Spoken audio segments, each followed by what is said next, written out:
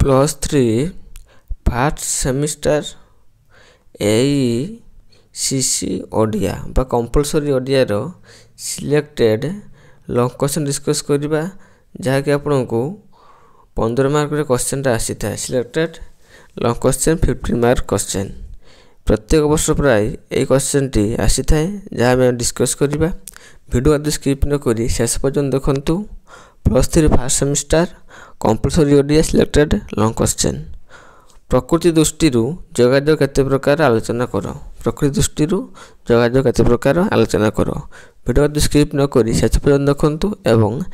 Channel जदि प्रथम आपण आछंती बा देखुचंती चैनल को लाइक करंतु शेयर करंतु सब्सक्राइब करंतु जा फल मु जो वीडियो अपलोड करिवे आपण मत नोटिफिकेशन पाई परिबे। एबे क्वेश्चन नाम डिस्कस करिवा प्रकृति दृष्टि जोगाजोग केते प्रकार विशेषतः दुई पक्ष मध्य जोगाजोग प्रक्रिया को जोगाजोग कहा जाए दुई पक्ष मध्य संयोग प्रक्रिया को जोगाजोग कहा जाए जोगाजोगर कार्य एक प्रकार होइथिले मध्य प्रकृति दृष्टि चारि प्रकार होता है जोगाजोग कार्य एक प्रकार होइथिले मध्य प्रकृति दृष्टि चारि प्रकार होता है यथा आंतः जोगाजोग पारस्परिक जोगाजोग दलगत जोगाजोग और गण जोगाजोग आम टेबल मध्य प्रकाश करवा कौन ना जोगाजोग होची आंतः जोगाजोग पारस्परिक जोगाजोग दलगत जोगाजोग गण जोगाजोग प्रत्येक पॉइंट को आम डिस्क्राइब करवा ए क्वेश्चन 15 मार्क क्वेश्चन 7 ରୁ 8 पेज लिखा पड़े 15 मार्क क्वेश्चन 7 ରୁ 8 पेज लिखा पड़ो जहाँफल आपंकर भल मार्क उठी थाए।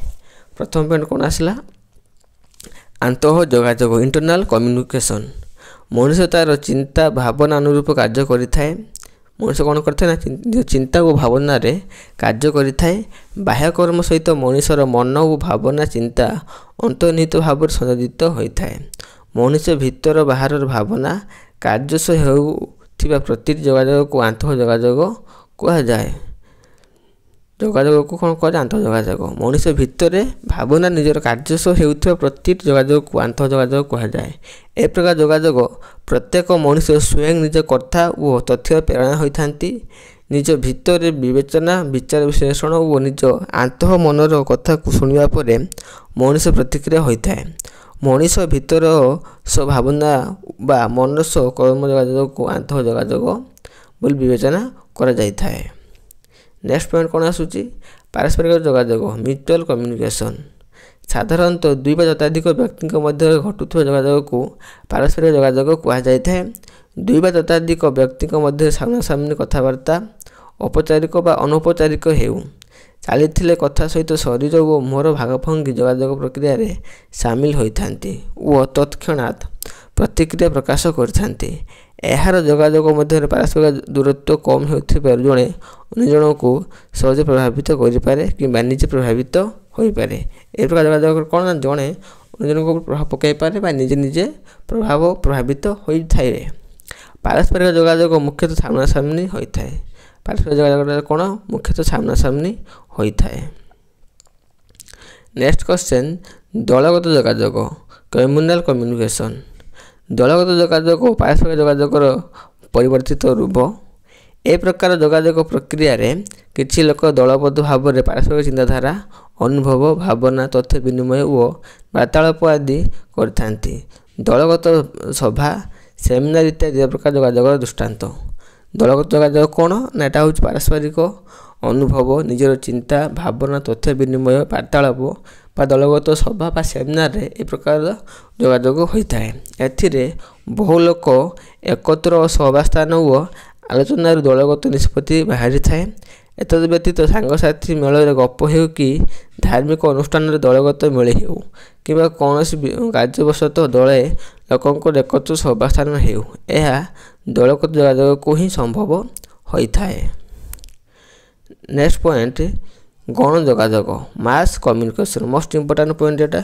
वीडियो शेष पर्यंत देखो स्किप करंतु नहीं। समूह भाव बा सामूहिक संबंधमूलक जोगाजोग को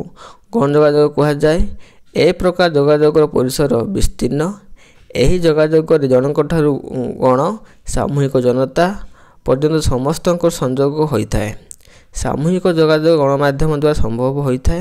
ଏ ପ୍ରକାର ଯୋଗାଯୋଗରେ ଗଣମାଧ୍ୟମର ଭୂମିକା ଗୁରୁତ୍ୱପୂର୍ଣ୍ଣ। ଅନ୍ୟାନ୍ୟ ଯୋଗାଯୋଗ ଠାରୁ ଏ ପ୍ରକାର ଯୋଗାଯୋଗ ସମ୍ପୂର୍ଣ୍ଣ ଭିନ୍ନ, କାରଣ ଏ ଯେ ପ୍ରକାର ଯୋଗାଯୋଗରେ ବିଶ୍ୱର କୌଣସି କୋଣରେ ପ୍ରତ୍ୟକ୍ଷ ସମ୍ପର୍କ ନଥିବା ବ୍ୟକ୍ତି ସହିତ ମଧ୍ୟ ଯୋଗାଯୋଗ ହୋଇପାରେ। ବାସ୍ତବ ତଥ୍ୟ ସୂଚନା ଘଟଣା ଆଦିକୁ ଏକାଥରକେ ସମସ୍ତ ଜନସାଧାରଣଙ୍କ ପାଖରେ ପହଞ୍ଚାଇବାକୁ ଗଣଯୋଗାଯୋଗ କୁହାଯାଏ। ଏଥିପାଇଁ ବୈଦ୍ୟୁତିକ ଯାନ୍ତ୍ରିକ ଉପକରଣ ଓ ଉନ୍ନତ କାରିଗର କୌଶଳ ସାହାଯ୍ୟ ନିଆଯାଇଥାଏ। ଏ ଥିଲା ଆପଣଙ୍କ 50 ମାର୍କର କ୍ୱେଶ୍ଚନ୍ ଯାହା ମୁଁ ଡିସ୍କସ୍ କରିସାରିଲି। ତେଣୁ ଭିଡ଼ିଓକୁ ଆଦୌ ପସନ୍ଦ ଆସୁଥିଲେ ଗୋଟେ ଲାଇକ୍ କରନ୍ତୁ ଏବଂ ସବସ୍କ୍ରାଇବ୍ କରନ୍ତୁ, ଯାହାଫଳରେ ଏସବୁ ଭିଡ଼ିଓ ଆପଣମାନେ ପାଇପାରିବେ। ଧନ୍ୟବାଦ।